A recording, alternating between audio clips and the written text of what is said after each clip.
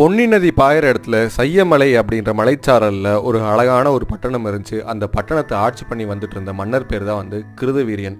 கிருதவீரியனுக்கு ஒரு மனைவி இருந்தாங்க. அவங்க பேர் சுகந்தை. கிருதவீரியனும் சுகந்தையும் 2 பேர் சேர்ந்து அந்த பட்டணத்தை ரொம்ப அழகா அவங்க ஆட்சி பண்ணி வந்துட்டு இருந்தாங்க. அந்த நாட்டில் இருக்கக்கூடிய மக்களுக்கு என்னென்ன தேவைகள் அப்படிங்கிறத ஒன்றொன்னா பார்த்து அவங்க பண்ணிட்டு இருந்தாங்க. எல்லாருமே அவங்கள சுற்றி இருந்த எல்லாருமே ரொம்ப சந்தோஷமாக இருந்தாங்க.